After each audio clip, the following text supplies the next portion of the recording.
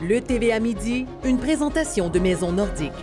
Obtenez une soumission rapide en ligne dès maintenant à maisonnordique.com.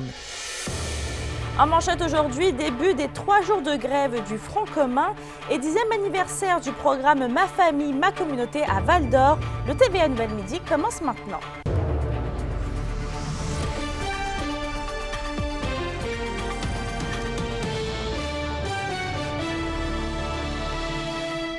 Bonjour tout le monde et bienvenue parmi nous. Ils sont à nouveau des milliers dans la rue aujourd'hui dans la région, alors que les membres du Front commun syndical tiennent une grève de 3 jours. Et Alexandre, vous êtes justement présent à l'un des points de rassemblement. Et d'ailleurs, on peut dire que les négociations sont toujours au point mort. 100% Mélissa, écoute, je me trouve présentement au coin de la rue Larivière et Perrault dans plein centre-ville de Rouyn-Noranda. Et là, vraiment, il y a beaucoup de gens ici depuis ce matin. Ça va, ça vient. En ce moment, c'est une petite accalmie. Les gens sont partis en plein centre-ville. Il y a des marches qui sont organisées. Mais les gens ici continuent à faire du bruit, vraiment. Et les gens ont espoir parce que là, il y a un conciliateur qui a été apporté par le gouvernement du Québec à la demande du Front commun. Et là, les gens ont espoir que ça se règle, mais toutefois, je dois dire que les gens à qui j'ai parlé vraiment disent qu'ils s'attendent à passer les 3 jours ici au froid. Mais le cœur y est, vraiment, l'ambiance y est. L'organisation est vraiment au dire des manifestants sur la coche, comme on dit, parce que ici, le Front commun, c'est gros. Mais les gens disent vraiment que c'est l'organisation, la communication envers les gens du Front commun, envers tous les secteurs, parce que c'est vraiment une solidarité envers les secteurs, envers les différents syndicats qui sont présents, qui manifestent au sein du Front commun. Bien, la communication est efficace et vraiment l'organisation, elle est présente. Je dois dire que aussi les enseignants, j'ai eu plusieurs commentaires des enseignants, ils ne sont pas indemnisés. Eux autres, la semaine, c'est sans salaire. Je vous laisse écouter des commentaires d'un des représentants du syndicat des enseignants. Non, les profs ne sont pas payés durant toute la partie de la grève. On n'a pas d'indemnité, on n'a pas de fonds de grève, nous autres, les profs. Fait que mardi, mercredi, jeudi, c'est sans salaire. Les employés du centre de service scolaire de Rouyn-Noranda, on est divisé en deux. Il y a une partie qui va être ce matin et l'autre partie dans l'après-midi. On inverse l'horaire pour demain. Jeudi, on est tous ensemble. Fait que jeudi, il va y avoir pas mal de monde. Fait que le conciliateur, on a fait la demande au ministère du Travail. Ça a été accepté par le gouvernement. On aurait aimé ça que le conciliateur puisse faire des propositions sur toutes nos demandes. Le gouvernement a exclu deux parties, qui est le salaire. L'autre, si ma mémoire est bonne, là, c'est concernant la retraite. On aurait aimé ça qu'il puisse proposer des choses. Puis après ça, on verra ce qu'il nous propose, si c'est intéressant. Pour le moment, Mélissa, la grève se poursuit jusqu'à jeudi. Je vais tenter d'avoir des échos aujourd'hui à savoir qu'est-ce qui va se passer pour la suite avec la possible grève générale illimitée qui est annoncée. Sinon, je vous reviens ce soir au bulletin de 18h avec un topo complet sur la situation. Merci Alexandre. On se retourne maintenant du côté de Val-d'Or. Les autorités de la ville sont actuellement en train de réparer un bris d'aqueduc au centre-ville. Le bris s'est déclaré hier soir sur la 3e avenue entre la 6e et la 5e rue. La 3e avenue est donc fermée dans ce secteur afin de procéder aux travaux. Les immeubles touchés par une coupure d'eau ont reçu un avis écrit à leur porte et devraient avoir accès à l'eau depuis 7 heures ce matin. Et on reste à Val-d'Or puisque c'est hier qu'a été souligné le 10e anniversaire du programme Ma famille, ma communauté. Et Johan, les responsables du programme parlent d'un succès dans la région.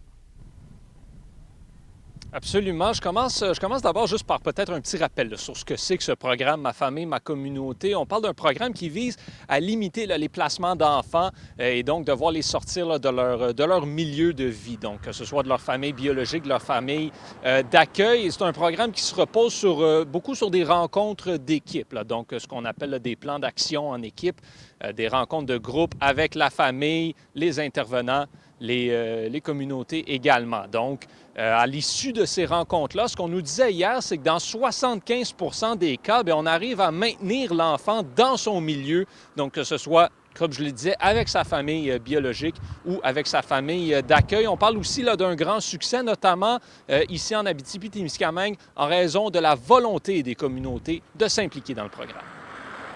Je vous le dis, on appelle, on a besoin de salles, ils vont déplacer des choses à leur agenda pour nous faire de la place, pour venir participer aux rencontres. C'est sûr, comme dans bien des domaines, il y a des défis personnels parfois qui font en sorte qu'ils ne sont pas capables de libérer personne, mais généralement, là, on a une réponse hyper positive de l'ensemble de nos partenaires. Bon, on passe à un autre sujet, Johan, puisque la bibliothèque de Val-d'Or souhaite attirer davantage d'adolescents entre ses murs.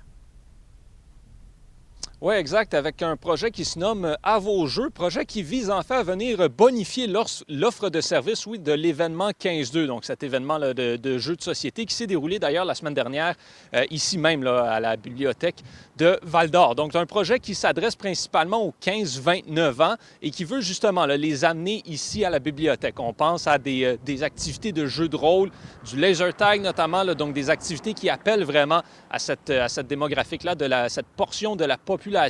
Et donc, l'objectif de la Ville, qui va d'ailleurs déposer une demande d'aide financière au ministère de la Culture et des Communications du Québec, bien c'est justement, c'est de les amener ici une première fois pour qu'ensuite ils puissent y revenir à nouveau, profiter des services qui y sont offerts. On sait qu'on est dans un milieu où, justement, nos clientèles sont plus vulnérables, que ce soit avec les codes de défavorisation de nos écoles.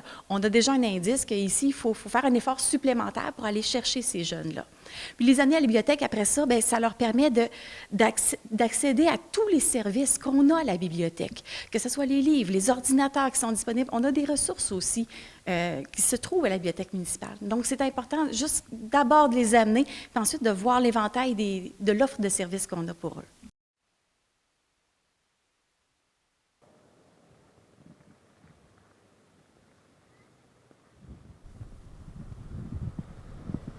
Bon, on a un petit problème de communication, mais en tout cas, on retrouvera Johan ce soir avec son reportage.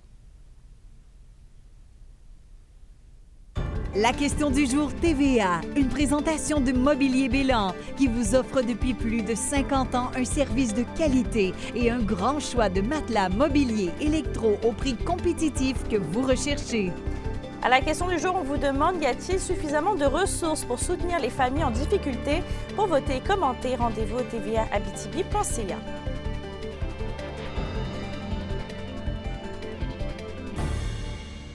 On passe dans le dossier des feux de forêt maintenant. La résilience des cris de la baie James devant les incendies de cet été fait l'objet d'une grande conférence. Eliane Grant livre le récit de cette dure réalité en conférence le 28 novembre prochain. Yvon Moreau. Dans l'été et même jusqu'à aujourd'hui, les articles qu'on voit dans les différents journaux et reportages, c'est souvent axé sur la ressource, donc les arbres, la forêt, le coût économique. On parle très peu de l'humain, des communautés qui en ont souffert aussi beaucoup, non seulement durant les feux, mais même encore aujourd'hui, c'est encore très difficile pour plusieurs familles qui ont perdu... il y a des gens qui habitent en communauté, mais la majorité ont aussi des camps en forêt qui passent la majorité de leur temps. Donc, souvent, le 3/4 de l'année sont à l'extérieur dans leur camp en forêt. Donc, pour eux, il y en a plusieurs qui ont perdu leur camp. C'est des pertes immenses parce que c'est comme un legs familial, là. C'est souvent le grand-père ou le père qui a construit. Des fois, ils ont tout perdu. Ils ont perdu le bateau, ils ont perdu la scie mécanique, tout ce qui leur permettait, en fait, de maintenir leur mode de vie traditionnel, en fait, qui est tout disparu en quelques jours, semaines. Donc, c'est très bouleversant, même encore aujourd'hui.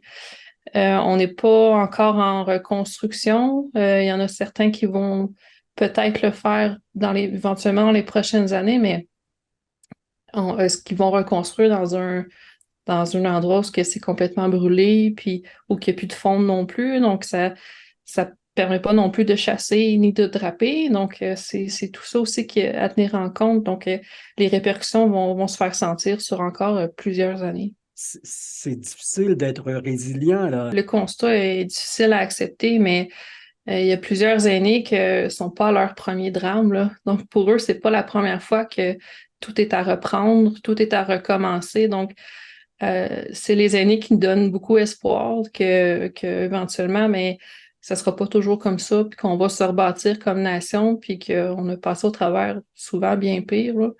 Donc, c'est ce qui permet de... Oui, c'est difficile en ce moment, mais j'ai l'impression, j'ai la certitude que notre communauté, notre nation va en renaître de ses cendres, en fait. C'est quoi? Il faut être patient puis espérer qu'on puisse y retourner éventuellement? C'est pas mort. C'est juste qu'elle va prendre du temps avant que ça devienne aussi riche qu'avant, mais c'est sûr qu'éventuellement, donc c'est-à-dire qu'on va réapprendre à connaître le territoire. Toutes les connaissances qu'on avait avant ne s'appliquent plus maintenant. Donc, les secteurs fauniques sont plus là, ils vont être changés, probablement qu'ils vont être ailleurs. Donc, ça va tout à réapprendre, mais collectivement, en fait, qu'on va réapprendre. On va reprendre nos habitudes. La 24e campagne des boules de Noël au profit du fonds d'aide Lucien Clich a été lancée ce matin à Val-d'Or. La collecte de fonds a comme mission d'atténuer la pauvreté étudiante et d'éviter le décrochage scolaire associé aux problèmes financiers. Tous les profits amassés vont donc être mis directement à la communauté étudiante du Cégep et de l'université du campus de Val-d'Or. Le gardien de but Nathan Darvaux a brillé lors de ses 2 derniers matchs avec les Tigres de Victoriaville. Les performances du Rouyn-Norandien lui ont valu une place sur l'équipe de la semaine de la Ligue junior majeure du Québec. Ce dernier a effectué 2 jeux blancs en 2 sorties, ce qui lui vaut une fiche impressionnante de 1,0% et une moyenne de but de 0. En 2 matchs, Nathan Darvaux a repoussé un total de 58 lancés. À la météo aujourd'hui, on devra avoir une alternance de soleil et de nuages cet après-midi en Abitibi. Au Témiscamingue, ce sera plutôt nuageux avec de la neige intermittente débutant tard cet après-midi. Et côté température, on va faire un maximum entre -2 et -1 degré. Pour ce soir et cette nuit, il va y avoir des nuages au nord, sinon sur tous les secteurs. On s'attend à de la neige intermittente débutant ce soir avec une accumulation autour de 2 cm. Il devait faire un minimum autour de -5 degrés. Et je termine avec Festivitas, le grand spectacle de musique du temps des fêtes en Abitibi-Témiscamingue de la troupe À Cœur Ouvert qui est de retour pour une 5e année. Sur ce, merci d'avoir été avec nous ce midi. Je vous souhaite de passer une bonne journée et à tout à l'heure.